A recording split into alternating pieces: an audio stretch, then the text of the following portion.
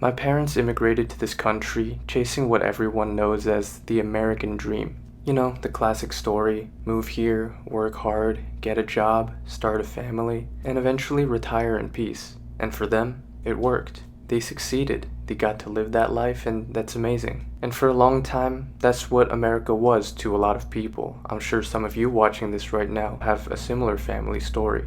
But for us in 2025, for Gen Z, things aren't exactly the same anymore. Because while obviously you can still create a great life for yourself, the classic idea of the American dream is kind of a myth for the average person nowadays. And that's what I want to explain.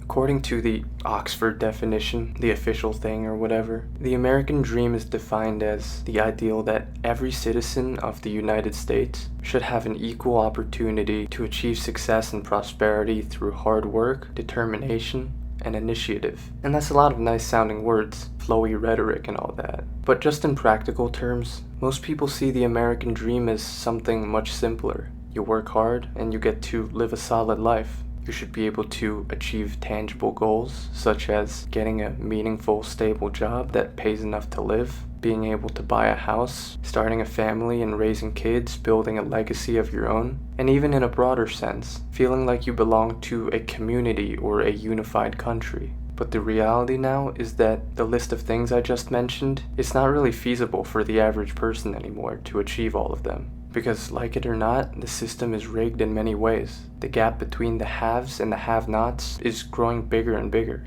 There are more and more people who have everything they could ever want, but also more and more people who have absolutely nothing. Not only financially, but also emotionally, socially, and in other areas of life. So in this video, I want to break down the collapse of the American dream in terms of the basic categories of jobs and careers, housing and the economy, dating and relationships, and even our sense of community and national identity. But the plot twist is that it's actually not all doom and gloom, which I'll explain at the end. If you stick around till then, there's actually a silver lining in all this that I really feel like explaining, because it's a very simple concept that helped change my life for the better, really turn it around, and it might also just change the way you see life completely.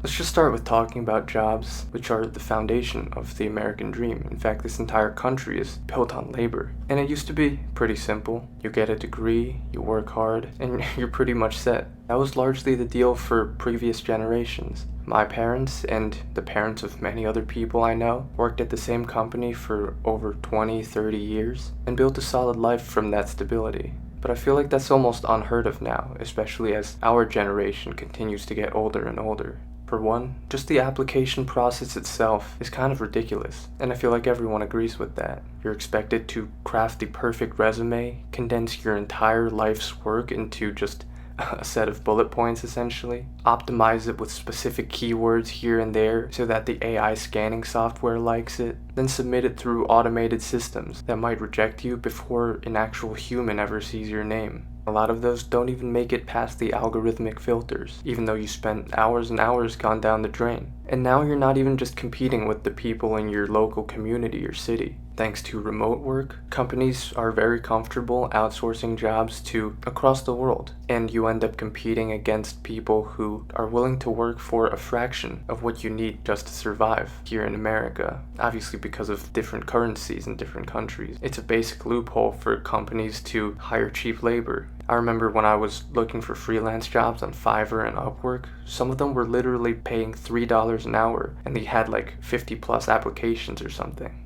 Yeah, maybe $3 an hour converted to a different currency in a different country could sustain a life, but not here in America, especially with inflation and everything. But that's not even the worst part, because not only are you competing against people from overseas, there's also AI. Goldman Sachs estimated that 300 million jobs worldwide could be impacted by automation over the next decade. And even jobs that used to feel safe are being replaced by AI bots. Like, I have friends in med school who are concerned that AI is going to be able to do all the diagnostics in the future. So if you're in my generation, or even a little bit younger, chances are that you'll be entering a workforce where your biggest competition might not even be human. And even, let's say if you do land a job, the truth is that you're still disposable to one extent or the other. Mass layoffs have been happening in a lot of industries, especially the high-paying ones like tech in recent years, even for hard workers and high performers, oftentimes through no fault of your own, due to budget cuts or other restraints, again, outside of your control. So it's no wonder why so many people are career hopping or even doing side hustles and all the gig economy kind of stuff, because a job just doesn't guarantee stability anymore. According to the Bureau of Labor Statistics, the average worker changes jobs 12 times in their lifetime, compared to just 3 or 4 in the 1950s, for example. And it's only reasonable to think that that number is only going to go up. So basically, companies aren't loyal to their employees anymore, employees aren't loyal to the companies anymore. Like I said, the career hopping thing and people always on the lookout for better opportunities. So it's really a negative feedback loop. Point is that the old American dream promised that loyalty and hard work would pay off. Work 30 years, get a pension, and you're all set for life. But now, you might just be nothing more than a number on a spreadsheet. Dating used to be much simpler in the past as well. You met people in your community, at work, at church, through friends. But now, dating is actually exactly like applying to jobs, except way more personal. Obviously, everyone knows at this point that dating apps suck and it's best not to use them, but you can't ignore the statistics about how dating apps are becoming more and more prevalent in our culture, and the number of people who meet on dating apps is growing exponentially. Dating apps simply now are the most common option for most people, but also the worst one, because the statistics are heavily skewed against men especially.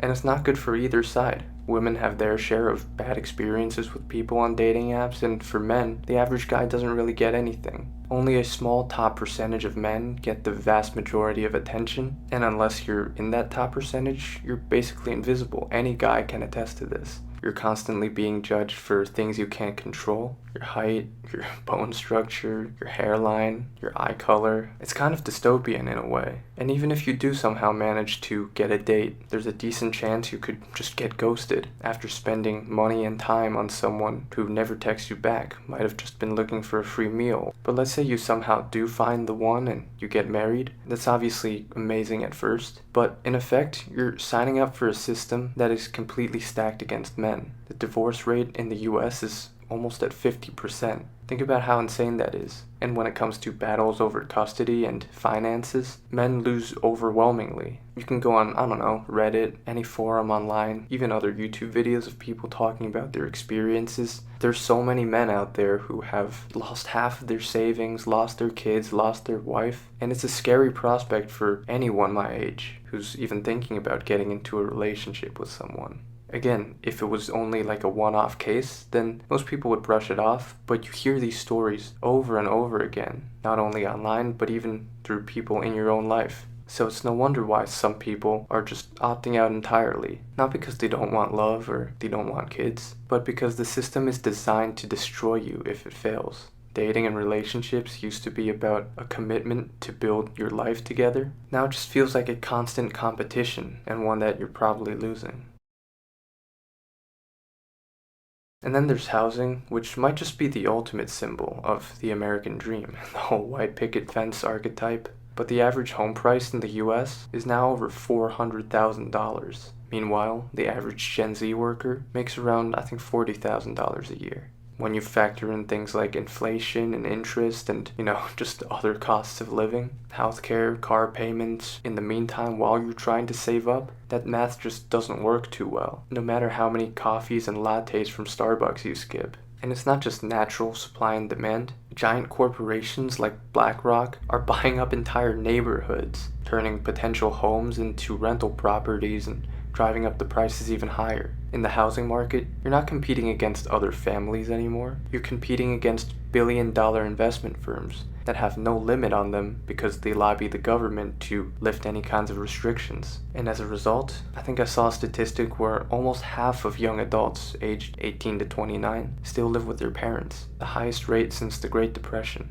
Even for me, I'm one of the few people I know who lived on their own immediately after college. For most people, it's hard to afford rent, let alone a long-term mortgage for a house. And at the same time of all of this, inflation is eating up every dollar you make. $13 for a 10-piece McNuggets, $6 for a lemonade at Starbucks. No matter who's in office, it seems like everyday costs are spiraling out of control, while wages have barely moved in decades, adjusted for inflation. And then another thing, which I've talked about in a different video, is how you've got subscription models everywhere, and that's kind of annoying. From Netflix to gym memberships to iPhone apps, everything is designed to nickel and dime you. Take every last dollar out of your pocket every month for the rest of your life. And when people are desperate to escape these modern economic traps, they fall for things that are even worse, like get-rich-quick scams, crypto, online courses, multi-level marketing. You know the kind of stuff I'm talking about. There's a reason the people who sell those get rich, because so many people are in such a desperate situation that they'll fall for anything essentially. Even retirement is something that's not even a given anymore. A recent study found that almost half of Gen Z doesn't know if they'll ever be able to retire. Many expect to work until they physically can't anymore. And at the same time, I don't want to get too much into politics, but a lot of the social safety nets like Medicare and Social Security are actively being cut by the government. So long story short, while the American dream used to promise security and stability, now it just feels like you're running on a treadmill trying to stay alive. But even if you could overcome all that, or just completely ignore those issues, the American dream wasn't just about money or personal accomplishments. It was about belonging, feeling like you were part of not only a unified community, but also a shared culture and a proud nation. But that's gone too. Patriotism is at an all-time low. People identify with their political tribe more than with their own country. I saw a poll this recent 4th of July about how many people said they're proud to be an American, something like that. And the results were just ridiculous. At the very least, not something you'd expect out of what's supposed to be the greatest country in the world. And speaking of political tribalism, it's gone out of control nowadays. If you dare to have some level of critical thinking skills to develop your own opinion instead of blindly listening to one side or the other, you're gonna get attacked for it. Take my last video for example. The video itself, 80% of it was about my criticisms of Trump, what I think he's doing wrong, and basically agreeing with the left on a lot of points. But it didn't matter. Online cockroaches who call themselves liberals, fancy themselves as tolerant progressives, flooded my comments with personal attacks at best, and I'm not even kidding, I literally got death threats. I'm not sure if any of you guys saw those comments because YouTube usually just auto-filters them out, but I still get the notifications. And again, those come from the people who claim to be the most tolerant and progressive, kind-hearted individuals who care about the immigrants and whatever. They immediately turn into attack dogs the second you disagree with them on anything, even if your entire 20-minute video is agreeing with them. And of course, the other side, the right, has its own extreme people as well. People who can't take any criticism of Trump, for example, without calling you a traitor. So the bigger issue is that there's really no middle ground anymore. People would rather scream at each other online about issues they don't agree on, rather than actually working to make a change on the issues that we do agree on. The American dream used to be about believing in a shared future, but now it's more so about two sides calling each other idiots, while the people at the top just keep getting richer. Divide and conquer, it's a perfect strategy. Now I hope you got to this part in the video, because this lies at the heart of the point I'm trying to get across. Anyone who thinks this video is just like a purely doomer thing, it just shows that you didn't watch up till this point. Because what I'm saying is that, yeah, the American dream as we knew it, at least the version that our parents grew up with, might not be there anymore. But the truth is that once you realize that the game is rigged, there's a certain level of freedom in that, because it allows you to break free and stop thinking that you have to play by their rules. What if you could just create a life for yourself, be the hero in your own story? Think about everything we've just gone over. Jobs are unstable, competing against AI and people from third world countries. Dating is a hyper-competitive marketplace where luck and genetics matter more than who you are. Housing is priced so high that corporations, not families, are buying up entire communities. The economy is built on keeping you exhausted and dependent, from inflation to subscriptions to scams. And even the sense of community and national pride that made all this struggle worth it is replaced by two tribes screaming at each other, yelling about whose shitty candidate is better. When you stack all that up, it does seem hopeless at first, but there's a strange kind of freedom in that, because once you accept that the traditional path is broken, you can stop feeling guilty for not following it. Because I know a lot of people who want to go their own way, who want to start a business or pursue some kind of creative work or just be their own person in life. But they're too afraid because they think they have to play by the rules, as if the rules are not rigged against you. But they are. If you're struggling in life, you don't always have to let people gaslight you into thinking that it's all your fault. It's possible that you're not failing and that the system failed you, because it's not only you who's going through a lot of these struggles, everyone is. That's why this video is probably gonna get a lot of comments saying that they've been through the same as well. And maybe things are actually better this way, because think about it. Our parents chased one version of success because society told them that this was the way to live a meaningful life. Work a stable job, buy a house, have kids, retire at 65. And that's fine if it worked for them, that's great if they enjoyed it. But for us, what if instead of chasing the American dream in that sense, you instead in 2025 choose to chase your own American dream? On a more individualistic level, living for yourself, not for what other people think you should be. And maybe for you, that's building an online business, traveling the world, having the freedom to work on creative projects. Maybe it's even moving to a different country or focusing on fitness or staying single and stacking money. I don't know if that all makes sense, but it's just some ideas I'm throwing out there to try to make the point that there's no longer one approved way to live a fulfilling life, because that approved way is something we probably can't even achieve anyways. And again, that could be a good thing, because when there's no way to win by society's standards, you're free to define what winning truly means. You no longer have to impress your neighbors, follow some corporate ladder, buy into the same outdated ideas that previous generations did. If the system is stacked against you, why not just do whatever the fuck you want in life? For me, I personally realized that the odds were stacked against me from the start, which I've talked about in previous videos. I'm extremely short, not that attractive, wasn't born into a rich family, no real connections or shortcuts to get ahead in life, and I tried the normal path of education and college and getting a corporate job, and I realized it made me miserable. I was never going to win this game, so I stopped trying. After I graduated college, I turned down the job offer I got. I literally packed everything in my truck, drove across the country, started my YouTube channel around that time but a little bit before, managed to get a few freelance gigs, and started living life mostly on my own terms. Obviously, there's a lot of work I have to do as well, but I get to choose my own hours, I get to travel wherever and whenever I want, and even though I'm not rich yet, I'm 23 and just starting to build a life that's actually mine, so I don't regret a single thing. Sometimes life is just about taking that risk, making that leap of faith. Because even if the system is broken, you can still succeed if you yourself aren't broken. Those who are meant to be successful and truly believe in it will always make the best of their circumstances. Success might no longer be defined by the white picket fence, but maybe you can get something better, more true to yourself, living your own truth that you chose, not the American dream that was decided for you. If I could sum up this video in one sentence, maybe it is almost impossible to live the American dream, at least for the average person, but it's always still possible to create your own American dream.